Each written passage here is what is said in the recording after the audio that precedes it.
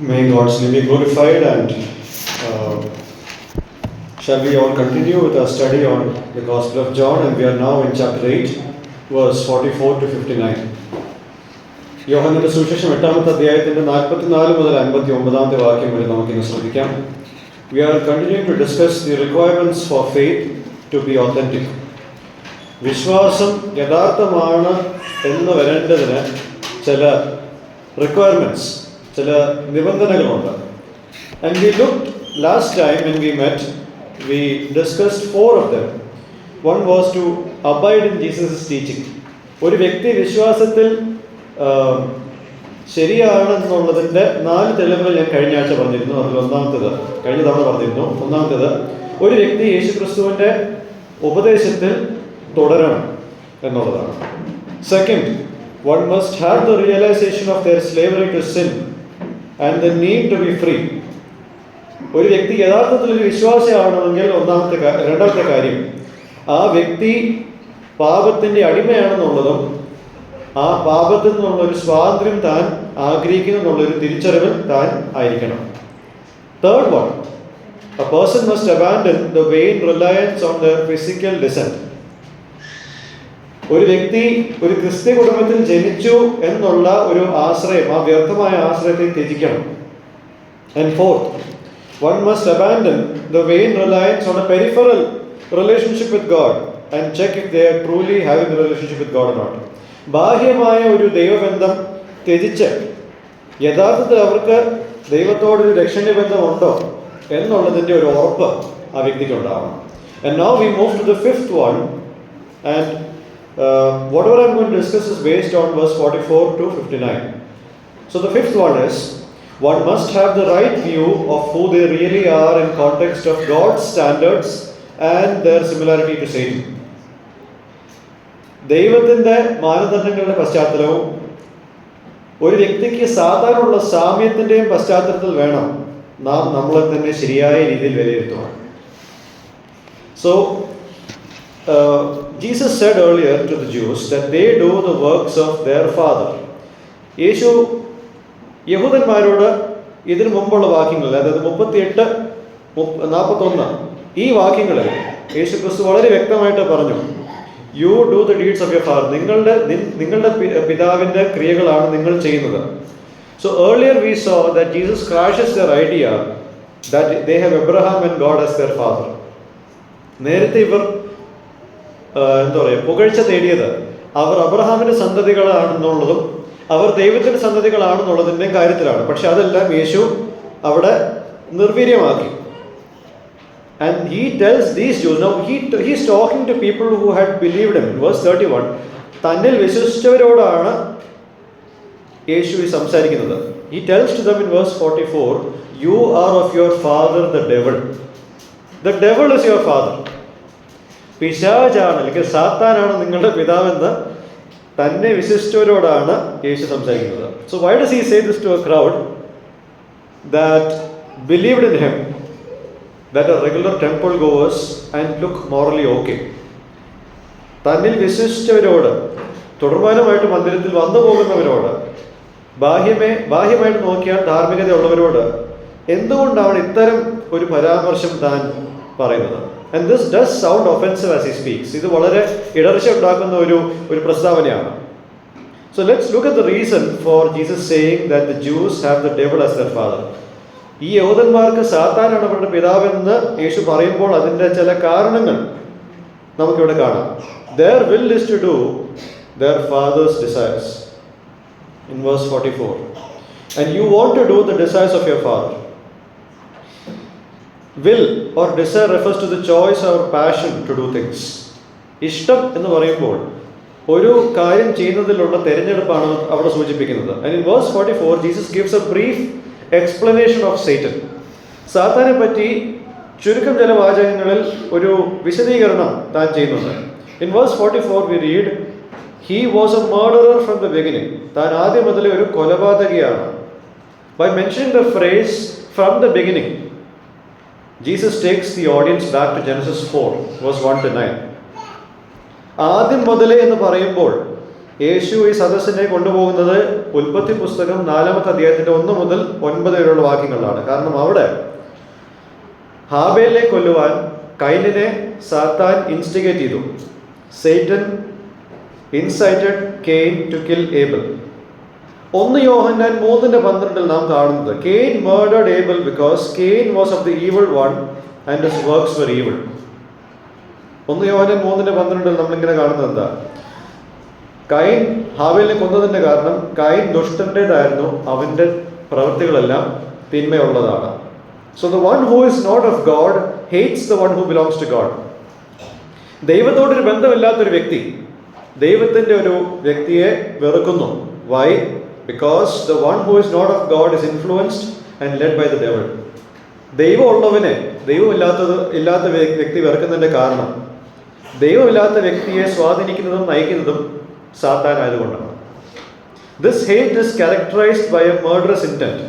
ഈ ഒരു വെറുപ്പ് കലാശിക്കുന്നത് അല്ലെങ്കിൽ അതിൻ്റെ ഒരു സവിശേഷത എന്ന് പറയുന്നത് കൊലപാതക പ്രവണതയുള്ള ഒരു സ്വഭാവമാണ് ഇവിടെ നമ്മൾ കാണുന്നത്.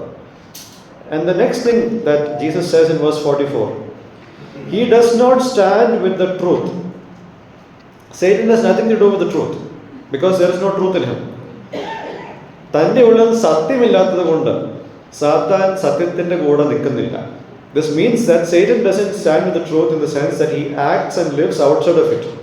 സാത്താന് സത്യം അറിയാഞ്ഞിട്ടല്ല, മറിച്ച് താൻ സത്യത്തെ വെറുക്കുന്നതുകൊണ്ട് സത്യത്തിൻ്റെ വെളിയിൽ നിൽക്കുകയും സത്യത്തിന് വെളിയിൽ പ്രവർത്തിക്കുകയും ചെയ്യുന്ന ഒരു വ്യക്തിയാണ് സാത്താൻ.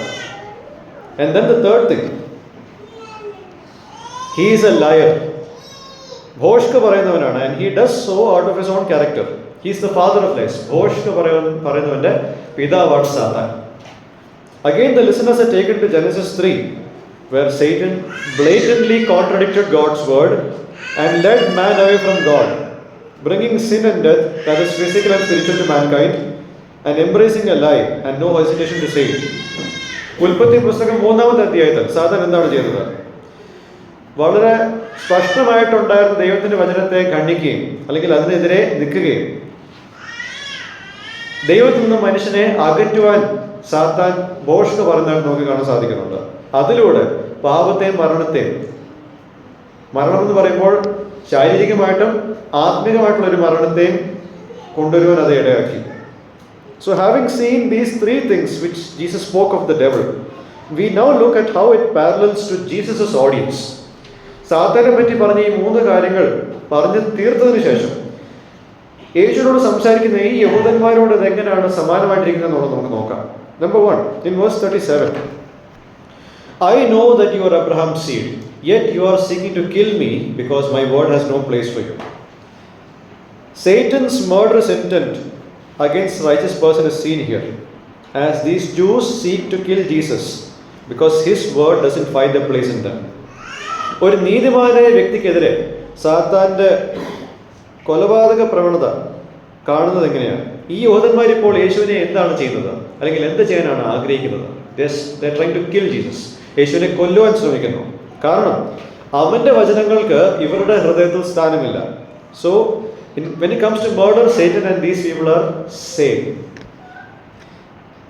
and they seek to kill Jesus because he told them the truth that he heard from God. Verse 40, but now you are seeking to kill me, a man who has told you the truth which I heard from God. ദൈവത്തിൽ നിന്നുള്ള സത്യം യേശു അവരോട് പറഞ്ഞതുകൊണ്ട് അവർ യേശുവിനെ കൊല്ലാൻ ശ്രമിക്കുന്നു. So their aversion to the truth which he is saying is seen in their unbelief. അവരുടെ അവിശ്വാസം കാണിക്കുന്നത് എന്താണ്? അവർ സത്യത്തിനെ വെറുക്കുന്നു എന്നുള്ളതാണ് അവരുടെ അവിശ്വാസം കാണിക്കുന്നത്. Verse 45, but because I speak the truth you do not believe me. ഇവർക്ക് സത്യം വേണ്ട. ദൈവം തന്റെ പുത്രനിലൂടെ അരുളി ചെയ്യുന്ന സത്യം ഇവർക്ക് വേണ്ട. Then they embrace the lie that he was only a man, a fact assumed in verse 57, that he was making tall claims, verse 53, and ignore the truth that he is God. 57-ാമത്തെ വാക്യത്തിൽ നാം എന്താണ് കാണുന്നത്? You are not yet 50 years old and you have seen Abraham എന്നുള്ള ചോദ്യം ചോദിക്കുമ്പോൾ they are assuming that he is only a man. താൻ കേവലം ഒരു മനുഷ്യൻ മാത്രമാണെന്നുള്ള ഒരു കളവ് അവർ സ്വീകരിച്ചു. And in verse 53, Surely you are not greater than our father Abraham who died. The prophets died too. Whom do you make yourself out to be? വളരെ ഉയർന്ന അവകാശവാദങ്ങൾ പറയുന്ന ഒരു വ്യക്തിയായിട്ടാണ് അവർക്ക് യേശുവിനെ മനസ്സിലാക്കാൻ സാധിച്ചത്. യേശു ദൈവമാണെന്നുള്ള സത്യം അവർ കണ്ടില്ല. So in summary, their unwillingness to believe and respond appropriately to Jesus and his words proved that they belonged to the devil and not of God. ഇവർക്ക് വിശ്വാസമില്ലാത്തതും യേശുവിനോടും യേശുവിൻ്റെ വചനത്തോടും ക്രിയാത്മകമായിട്ട് പ്രതികരിക്കാത്തതുകൊണ്ട് അവരെന്താണ് തെളിയിക്കുന്നത്? അവർ ദൈവത്തിൻ്റെതല്ല, അവർ പിശാചിൻ്റെ മക്കളാണെന്നുള്ളതാണ് അവർ തെളിയിക്കുന്നത്. So this is the first point that I'm trying to share today.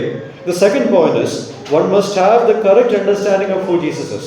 ഒരു വ്യക്തി യഥാർത്ഥത്തിൽ വിശ്വാസത്തിൽ വരണമെങ്കിൽ ആ വ്യക്തി ശരിയാവണ്ണം യേശു ആരാണെന്ന് മനസ്സിലാക്കിയിരിക്കണം. Throughout this text, we see a few things that Jesus claims about himself. ഈ ഭാഗത്തുടനീളം യേശു തന്നെത്താനെ പറ്റിയുള്ള കാര്യങ്ങൾ അവകാശപ്പെടുന്നത് നമുക്ക് പല കാര്യങ്ങളും ഇവിടെ ശ്രദ്ധിക്കാൻ കഴിയും. And these are the things that one must abide in to be in a continual ongoing relationship with God.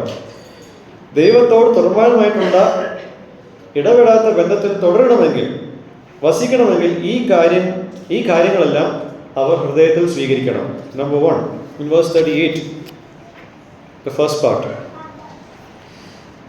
I speak the things which I have seen with my Father. എൻ്റെ പിതാവിൽ നിന്നും കണ്ടത് ഞാൻ സംസാരിക്കുന്നു. Which means that he has an exclusive sonship with God the Father. മറ്റാർക്കുമില്ലാത്തൊരു പുത്രത്വം യേശു ക്രിസ്തുവിന് പിതാവിനോടുണ്ട്. He is not an ordinary person. He is an exclusive son of God, in a sense that we are not. Second, in verse 38 and 40, Jesus is the only one to speak anything authentically about eternity, as he speaks of what he has seen with the Father. നിത്യതയെ പറ്റി ആധികാരികമായിട്ട് സംസാരിക്കാൻ ഈ ലോകത്ത് ആർക്കെങ്കിലും എന്തെങ്കിലും ഒരു അധികാരം ഉണ്ടെങ്കിൽ അത് യേശുവിന് മാത്രമാണ്. കാരണം താൻ പിതാവിൻ്റെ കൂടെ കണ്ട കാര്യം മാത്രമാണ് താൻ ഇവിടെ പറയുന്നത്. In verse 40 also we see that. The third thing, Jesus is the only one on the face of the whole earth who can claim sinlessness as he dares them in verse 46. 46ാമത്തെ വാക്യത്തിൽ, നിങ്ങളിൽ ആരെൻ്റെ പാപത്തെ പറ്റി ബോധം വരുത്തും? Who will, or which one of you will convict me of sin? ഈ ലോകത്ത്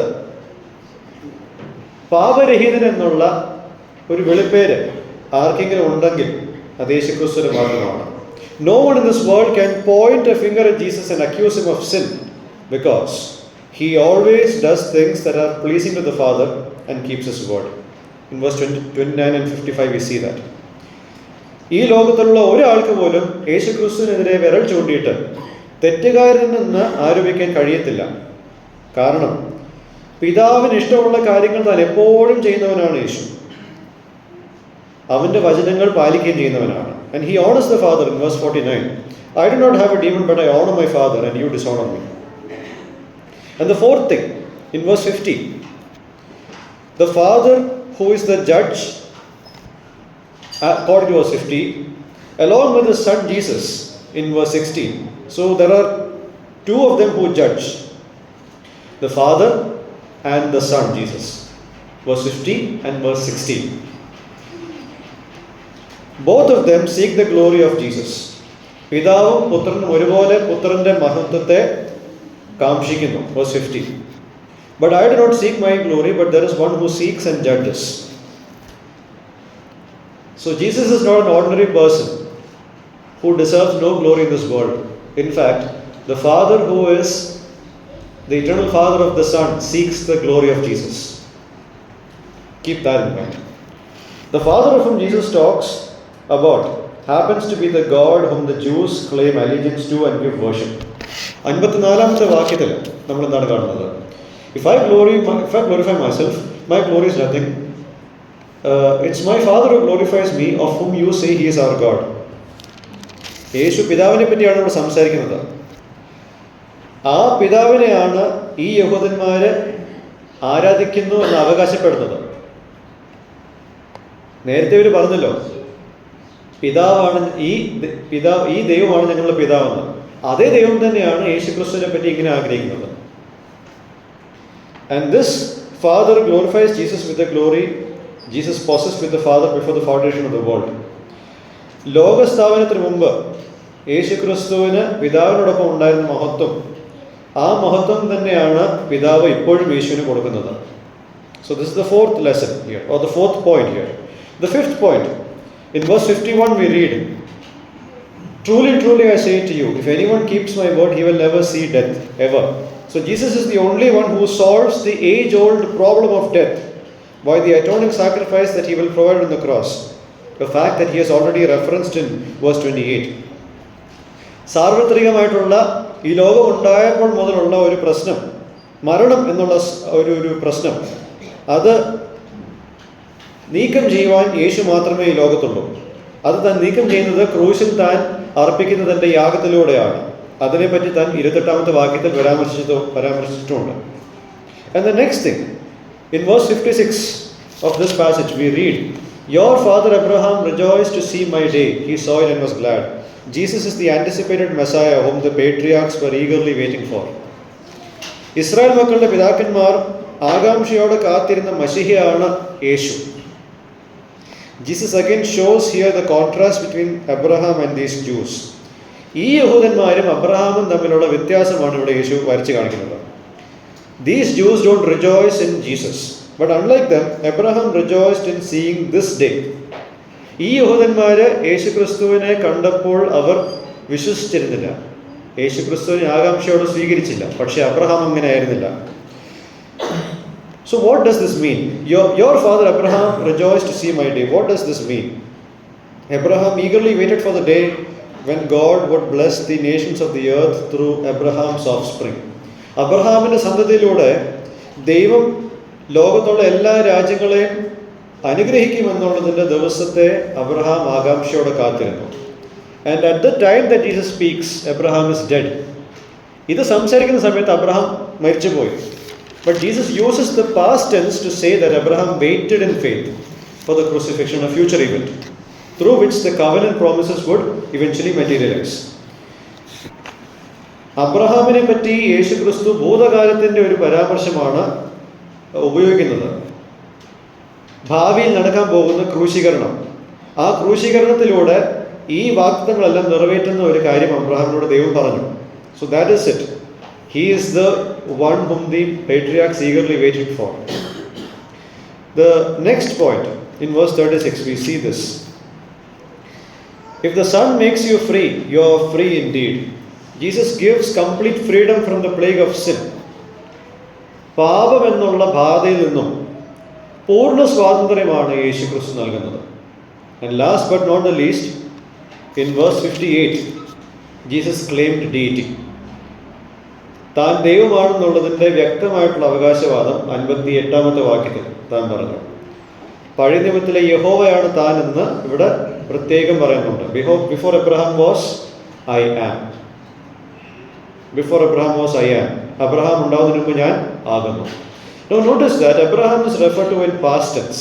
അബ്രഹാമിനെ പറ്റി യേശുക്രിസ്തു പറയുമ്പോൾ ഭൂതകാലത്തെ വെച്ചാണ് പറയുന്നത്.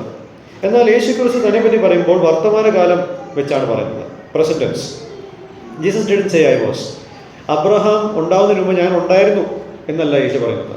അബ്രഹാം ഉണ്ടാവുന്നതിന് മുമ്പ് ഞാൻ ആകുന്നു. He didn't just claim pre-existence before Abraham. He claimed to exist eternally. താൻ നിത്യതയോളം ഉണ്ട്. ആൻഡ് ഞാൻ ആകുന്നു എന്നുള്ള വാക്കുകൊണ്ട് എന്താണ് താൻ ഉദ്ദേശിക്കുന്നത്? It's intentionally used to say a few things. There are 4 things that is meant when Jesus says I am. Number 1, Jesus refers to Exodus 3 verse 14, where God revealed his name to Moses. പുറപ്പാട് പുസ്തകം 3:14 ഞാൻ ആകുന്നവൻ എന്നുള്ള ആ ഒരു പേര് ദൈവം തൻ്റെ നാമം മോശയ്ക്ക് വെളിപ്പെടുത്തിയ നാമമാണ് ഇവിടെ പരാമർശിക്കുന്നത്. I am. The next thing, Jesus just mentioned that he is Abraham's God. താൻ അബ്രഹാമിൻ്റെ ദൈവമാണെന്ന് ഇവിടെ വളരെ മുമ്പ് തന്നെ ഇവിടെ പരാമർശിച്ചിട്ടുണ്ട്. And he says it to the crowd who questioned on whether Jesus was old enough to see Abraham. അബ്രഹാമിനെ കാണാൻ തക്കവണ്ണം അത്രയ്ക്കും പ്രായമുള്ളവനാണോ യേശു എന്ന് ചോദിച്ചവരോടാണ് യേശു പറയുന്നത് I am Abraham's God. ഞാൻ അബ്രഹാമിൻ്റെ ദൈവമാണെന്നുള്ളത്. The third thing, Jesus claims to be eternally unchanging, self-existing God of the universe. ഈ പ്രപഞ്ചത്തിൻ്റെ നിത്യമായ മാറ്റമില്ലാത്ത സ്വയം അസ്തിത്വമുള്ള ദൈവമായിട്ടാണ് യേശു തന്നെ അവതരിപ്പിക്കുന്നത്. And then when Jesus says, I am, he claims that he is the only true God, along with the Father and the Holy Spirit, and there is no one besides him. ഞാൻ ആകുന്നു എന്ന് പറയുമ്പോൾ പിതാവിനോടൊപ്പം പരിശുദ്ധാത്മാവിനോടൊപ്പം ഏകസത്യ ദൈവമാണ് താൻ എന്ന് പറയുമ്പോൾ തൻ്റെ ഒപ്പം വേറെ ആരുമില്ല എന്നും പറയുന്നുണ്ട്. So he shares all the divine attributes with the father who glorifies Jesus. തന്നെ മഹത്വപ്പെടുത്തുന്ന പിതാവിനോടൊപ്പം എല്ലാ ദിവ്യ സ്വഭാവവും പങ്കിടുന്നവനാണ് യേശു. So notice how this passage starts in verse 12 and ends in verse 58 with claims of deity. ഈ ഭാഗം, ഈ സംസാരം 12ാമത്തെ വാക്യത്തിലാണ് തുടങ്ങുന്നത്. What does he say there? I am the light of the world. What's so significant about that? In Psalm 27 verse 1, the Lord is my light and my salvation. Whom shall I be afraid? യഹോവ എൻ്റെ വെളിച്ചവും എൻ്റെ രക്ഷയുമാകുന്നു, ഞാൻ ആരെ ഭയപ്പെടും? And when Jesus says, I am the light of the world, he is referring to that verse which talks about Yahweh. And comparing verse 12 and verse 58 is much more direct. I am എന്ന് പറയുമ്പോൾ ഇതിലും അപ്പുറം യേശു ആരാണെന്ന് ബോധ്യപ്പെടുത്തേണ്ട കാര്യം വേറെ എങ്ങുമില്ല. I am the light of the world, that statement is not as clear in terms of deity, but they would understand it. But I am is a statement that they couldn't mistake about. Jesus was clearly claiming who he was. He is God. So without subscribing to these truths about Jesus, authentic faith is not possible. ഇത്രയും കാര്യങ്ങൾ ഒരു വ്യക്തി യേശു ക്രിസ്തുവിനെ പറ്റി വിശ്വസിച്ചില്ലെങ്കിൽ ആ വ്യക്തിക്ക് യഥാർത്ഥമായിട്ട് വിശ്വാസത്തിലേക്ക് വരുവാൻ കഴിയത്തില്ല. And now the next proof of authentic faith. One must abandon every attempt to falsify Jesus when he shows what is true of him and us. കർത്താവ് തന്നെ പറ്റി, നമ്മളെ പറ്റി പറയുന്ന കാര്യങ്ങളെല്ലാം നമ്മൾ മനസ്സിലാക്കുമ്പോൾ യേശു ക്രിസ്തുവിനെ ഫോൾസായിട്ട്, തെറ്റാണെന്നുള്ള രീതിയിൽ ചിത്രീകരിക്കാൻ പാടില്ല. നമ്മളെപ്പറ്റി ഒരാൾ എന്തെങ്കിലും മോശം പറയുമ്പോൾ, സത്യമായിട്ടുള്ളൊരു കാര്യം നമ്മളെപ്പറ്റി സത്യമായ മോശമായിട്ടൊരു കാര്യം നമ്മളെപ്പറ്റി ഒരാൾ പറഞ്ഞാൽ ആ വ്യക്തിയെ നമ്മൾ തേജോവധം ചെയ്യും. When somebody talks something that is right about us, and when something that is right, and when something that is morally wrong about us, we always tend to attack the person, falsify the other person. And when Jesus tells that same thing about us, we shouldn't do that. As Jesus showed them the reality of who they belong to, they have nothing to defend their claims. ഇവരാരാണെന്നുള്ളത് വ്യക്തമായിട്ട് യേശു ക്രിസ്തു വളരെ സ്പഷ്ടമായിട്ട് പറഞ്ഞു. ഇവർ സാത്താൻ്റെ മക്കളാണെന്നുള്ളത് പറഞ്ഞപ്പോൾ അത് defend ചെയ്യാനുള്ള ഒരു അവകാശവാദങ്ങളും ഇവർക്കില്ല. Now they start attacking the credibility of Jesus. ഈ പറഞ്ഞ യേശുവിൻ്റെ ക്രെഡിബിലിറ്റിയെ ഇവർ ആക്രമിക്കാൻ ശ്രമിക്കുകയാണ്. They attempted it earlier when they took a jibe at not being illegitimate children. നേരത്തെ ഞങ്ങൾ ഇല്ലെജിറ്റിമേറ്റ് ചിൽഡ്രൻ അല്ല, അതായത് ഞങ്ങൾക്കറിയാം ഞങ്ങൾ ആരിൽ നിന്നും ജനിച്ചവരാണ്. So that was a mockery against the virgin birth of Jesus. വിവാഹത്തിന് മുമ്പ് മറിയം യേശുവിനാൽ ഗർഭിണിയായെന്നുള്ള കാര്യം പലർക്കും അറിയാവുന്നതുകൊണ്ട് ആ ഒരു കാര്യം വെച്ച് യേശുവിനെ കളിയാക്കുന്ന ഒരു പ്രവണത അവർ നേരത്തെ ചെയ്തതാണ്. And now how do they react towards Jesus? When Jesus tells the truth about them, and when Jesus tells the truth about himself, how do they attack him? Look at verse 48. Do we not rightly say that you are a Samaritan and you have a demon? നീ ഒരു ശമരിയനാണെന്നും നിനക്ക് ബോധമുണ്ടെന്നും ഞങ്ങൾ പറയുന്നതിൽ എന്തെങ്കിലും തെറ്റുണ്ടോ? From chapter 4 we understand that the animosity that the Jews had with the Samaritans was deep. യഹൂദന്മാർക്കും ശമരിയക്കാരുടെ ഇടയിൽ ഉള്ള ശത്രുത വളരെ ആഴമുള്ളതാണെന്ന് 4ാമത്തെ അധ്യായം കണ്ടാൽ മനസ്സിലാവും. Also in Luke 10, the Good Samaritan's parable, towards the end of the story, Jesus asks a question. Now, which of these was a neighbor to the one who fell among thieves? കള്ളന്മാരുടെ ഇടയിൽ പെട്ടുപോയ ആൾക്ക് ആരാണ് നല്ല അയൽക്കാരനായിട്ട് മാറിയത് എന്ന് ചോദിച്ചപ്പോൾ what did the lawyer say? The one who showed mercy to him.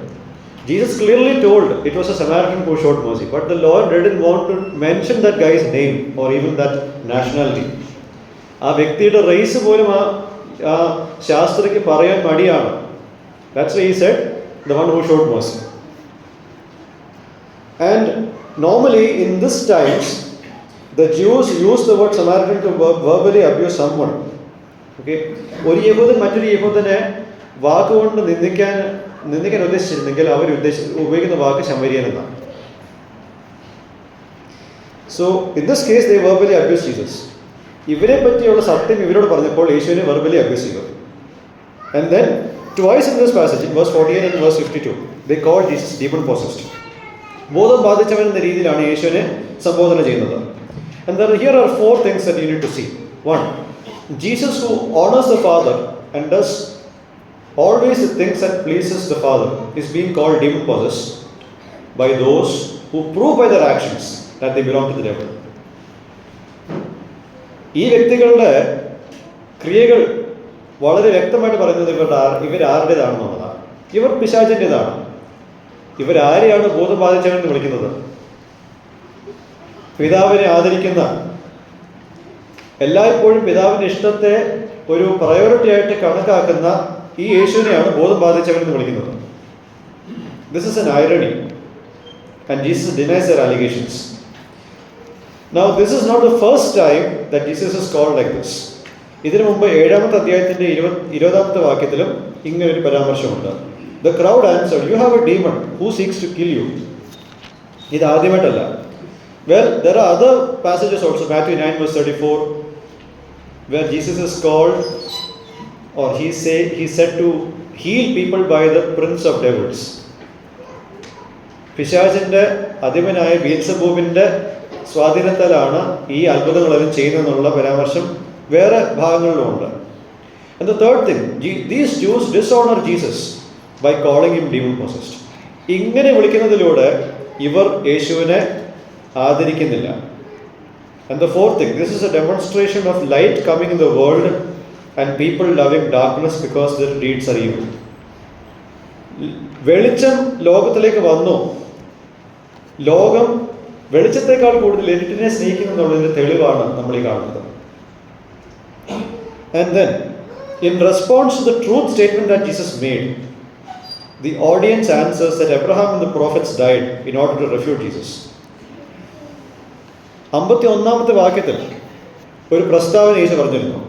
എൻ്റെ വചനം പാലിക്കുന്നവൻ ഒരിക്കലും മരണം കാണത്തില്ല, ഒരിക്കലും എന്ന് പറഞ്ഞപ്പോൾ അബ്രഹാമും പ്രവാചകന്മാരും മരിച്ചു എന്നുള്ളത് പറഞ്ഞ് യേശുവിനെ വാടപ്പിക്കാൻ ശ്രമിക്കുന്നുണ്ട്. And verse 53 has a question. ഞങ്ങൾ മരിച്ചവനായ ഞങ്ങളുടെ പിതാവായ അബ്രഹാമിനേക്കാൾ ശ്രേഷ്ഠനാണോ നീ? Are you greater than our father Abraham? And this question is similar to what the Samaritan woman asked in 4 verse 12. And they asked on who Jesus claims to be. 4-ാമത്തെ അധ്യായത്തിന്റെ 12-ാമത്തെ വാക്യത്തിൽ ശമരിയ സ്ത്രീ ചോദിച്ച ചോദ്യത്തിന് സമാനമായിട്ടുള്ള ചോദ്യമാണ് ഇവിടെ യേശു ആരാണെന്നുള്ളതിൻ്റെ ഒരു ചോദ്യം ഇവരുടെ അടുത്തുനിന്നുമുണ്ട്. And then on saying that he indeed is greater than Abraham and the prophets and that he indeed is the eternal I am in Exodus 3:14, the Yahweh of Abraham and Isaac and Jacob, what happened? അബ്രഹാമിനേക്കാളും പ്രവാചകന്മാരെക്കാളും ശ്രേഷ്ഠനാണ് താനെന്ന് പറഞ്ഞിട്ട് പുറപ്പാട് പുസ്തകം 3:14 ഞാൻ ആകുന്നു എന്നുള്ളതും ആണെന്നും പറഞ്ഞിട്ട് അബ്രഹാമിൻ്റെയും ഇസ്ഹാക്കിനും യാക്കോബിൻ്റെയും ദൈവമാണ് താനെന്നും പറഞ്ഞപ്പോൾ എന്താണ് ചെയ്തത്? The Jews picked up stones because they accused Jesus of blasphemy. ദൈവദൂഷണം അല്ലെങ്കിൽ ദൈവനിന്ദ എന്നുള്ള കുറ്റം ആരോപിച്ച് ഇവർ കല്ലെറിയുവാൻ ശ്രമിച്ചു. This was rejection as Jesus revealed who he is. താൻ ആരാണെന്ന് വെളിപ്പെടുത്തിയപ്പോൾ ആ വെളിപ്പാടിനെ ഇവർ ഇഷ്ടപ്പെട്ടില്ല, അതിനെ തിരസ്കരിക്കുന്നു. This chapter started with Jesus unwilling to stone the sinners in the beginning of this chapter. And now the Jews are quick to stone the one who is their God. ഈ അധ്യായം തുടങ്ങിയപ്പോൾ പാപികളുടെ എതിരെ കല്ലെറിയുവാൻ യേശു മനസ്സ് കാണിച്ചില്ല. അവിടെ നിൽക്കുന്ന എല്ലാവരും പാപികളാണ്, പക്ഷെ അവരെല്ലാവരും കുറ്റക്കാരാണ്. അവരെ കല്ലെറിയുവാൻ യേശു മടി കാണിച്ചു. എന്നാൽ ഈ അധ്യായം അവസാനിക്കുമ്പോൾ അവരുടെ ദൈവത്തെ ഇവർ കല്ലെറിയുവാൻ ശ്രമിക്കും. See how this is starting and this is how it ends. So let me just come to the lessons and we will conclude. Number 1, man must know the bitter truth that they truly belong to the realm of Satan from birth. മനുഷ്യൻ അറിയേണ്ട, അംഗീകരിക്കേണ്ട ഒരു സത്യമുണ്ട്. ജനനം മുതൽ ഒരു വ്യക്തി സാത്താന്റെ അധികാരത്തിന്റെ കീഴിലാണെന്നുള്ള കൈപ്പേറിയ സത്യം മനുഷ്യൻ അറിഞ്ഞിരിക്കണം, അംഗീകരിക്കണം. And it is necessary to accept it because otherwise we wouldn't desire a freedom from the slavery of sin and of Satan. ഇത് അംഗീകരിച്ചില്ലെങ്കിൽ പാപത്തിൻ്റെയും സാത്താൻ്റെയും അടിമത്തത്തിൽ നിന്നും നമ്മളൊരു വിടുതൽ ആഗ്രഹിക്കുന്നില്ല. രോഗിയാണെന്ന് അറിഞ്ഞാൽ മാത്രമേ രോഗത്തിൽ നിന്നുള്ള മുക്തി നാം ആഗ്രഹിക്കത്തുള്ളൂ. If we only desire a healing only when we know that we are a sick person. That's why we need to understand who we really are. നാം രോഗികളാണെന്നുള്ളത് മനസ്സിലാക്കണം, നാം പാപികളാണെന്നുള്ളതും സാത്താൻ എത്രത്തോളം അധികാരവും സ്വാധീനം നമ്മുടെ ജീവിതത്തിൽ ചെലുത്തുന്നു എന്നുള്ളതും മനസ്സിലാക്കിയാൽ മാത്രമേ അതിൽ നിന്നും ഒരു വിടുതൽ നാം ആഗ്രഹിക്കൂ. Man must know that he is brought out from darkness to the kingdom of Jesus who is the light of the world. ലോകത്തിന്റെ വെളിച്ചമായ യേശുക്രിസ്തുവിന്റെ രാജ്യത്തിലേക്ക് അന്ധകാരത്തിൽ നിന്നും പുറത്ത് വിളിക്കപ്പെട്ടവനാണ് മനുഷ്യൻ എന്നുള്ളത് നാം എല്ലാവരും അറിയണം. And the second thing, our intent, our words, our actions tell us who we really belong to. നാം യഥാർത്ഥത്തിൽ ആരുടേതാണെന്നുള്ളത് നമ്മളുടെ ഉദ്ദേശങ്ങൾ, നിരൂപണങ്ങൾ, വാക്കുകൾ, ക്രിയകൾ ഇതെല്ലാം വ്യക്തമായിട്ട് പറയും. If we hate Jesus and his righteousness, we belong to the devil. യേശു ക്രിസ്തുവിനെയും തന്റെ നീതിയെയും നാം വെറുക്കുന്നുവെങ്കിൽ നാം പിശാചിൻ്റെതാണെന്ന് നമുക്ക് പറയേണ്ടി വരും. So as God reveals our spiritual death and reality to us, നമ്മളുടെ ആത്മികമായ മരണത്തെയും നമ്മളുടെ പാപം നിറഞ്ഞ യാഥാർത്ഥ്യത്തെയും ദൈവം വെളിപ്പെടുത്തുമ്പോൾ our responsibility is to abandon every false assumption about ourselves. നമ്മളെ പറ്റിയുള്ള എല്ലാ തെറ്റിദ്ധാരണയും ത്യജിക്കാനാണ് നമ്മളുടെ ഉത്തരവാദിത്വം ആയിരിക്കുന്നത്. Abandon the idea that we are basically good. നാം അടിസ്ഥാനപരമായിട്ട് നല്ലവരാണെന്നുള്ള ഈ ഒരു തെറ്റിദ്ധാരണ നീക്കം ചെയ്യണം. We need to abandon the idea that we have a relationship with God that is only peripheral. ബാഹ്യമായുള്ളൊരു ബന്ധം നമുക്കുണ്ടെന്നുള്ളത് അതിൽ ആശ്രയിക്കാതെ അത് ത്യജിക്കണം. Abandon the reliance of being born of godly parents. ഭക്തന്മാരായ മാതാപിതാക്കളാൽ ജനിക്കപ്പെട്ടു എന്നുള്ളതിൻ്റെ പേരിൽ ദൈവം എന്നോട് കരുണ കാണിക്കുമെന്നുള്ള കാര്യം, ആ ആശ്രയം നമ്മൾ ത്യജിക്കണം. And the third lesson coming from here is a theme that repeatedly comes in this book is that God doesn't settle for any opinion that compromises Jesus' deity. തുടർമാനമായിട്ട് ഈ പുസ്തകത്തിൽ നാം കാണുന്ന ഒരു ആശയം എന്നുള്ളത് യേശു ക്രിസ്തുവിന് ദൈവത്തെ കോംപ്രമൈസ് ചെയ്യുന്ന, വിഘ്നം വരുത്തുന്ന ഒരു അഭിപ്രായത്തിനോടും ദൈവം യോജിക്കുന്നില്ല. Jesus has claim to be the light that enlightens the world. ലോകത്തിന് വെളിച്ചം തരുന്ന വെളിച്ചമാണ് യേശു എന്നുള്ളത് ഈ പുസ്തകം വ്യക്തമായിട്ട് പറയുന്നുണ്ട്. He claims pre existence and pre eminence over every one. എല്ലാവരെക്കാളും ശ്രേഷ്ഠനും എല്ലാവരിലും മുമ്പുള്ളവൻ എന്ന രീതിയിലുള്ള അവകാശവാദങ്ങൾ താൻ പറയുന്നു. He claims to be the creator God. സൃഷ്ടാവായ ദൈവമാണ് താനെന്ന് അവകാശപ്പെടുന്നുണ്ട്. The one who is the Yahweh God of the Old Testament. പഴയ നിയമത്തിലെ യഹോവയായ ദൈവമാണ് താനെന്നും പറയുന്നുണ്ട്. അതുകൊണ്ട് there is no mandate to trivialize him into just another person. വേറെ ഏതെങ്കിലും ഒരു വ്യക്തിയെ പോലെ ആണ് താൻ എന്ന് പറയാനോ ചുരുക്കുവാനോ നമുക്ക് അവകാശമില്ല. And the fourth lesson coming from here is when we are faced with the truth, let us not harden our hearts in unbelief by going on the defensive in regard to ourselves. ദൈവം നമ്മളോട് നമ്മളെ പറ്റിയുള്ള സത്യം വെളിപ്പെടുത്തുമ്പോൾ, തിരുവെഴുത്തിലൂടെ നമ്മൾ എത്ര മോശക്കാരാണെന്നുള്ള സത്യം വെളിപ്പെടുത്തുമ്പോൾ അവിശ്വാസത്തിൽ നമ്മൾ ഹൃദയത്തെ കഠിനപ്പെടുത്തരുത്. നമ്മളുടെ പാപത്തോടുള്ള ബന്ധത്തിൽ അതിനെ ലഘുവായിട്ട് കാണാതെ, അതിനെ പ്രതിരോധിക്കാതെ ഇരിക്കുക. Let us not justify our sins and defend it by attacking the light of life.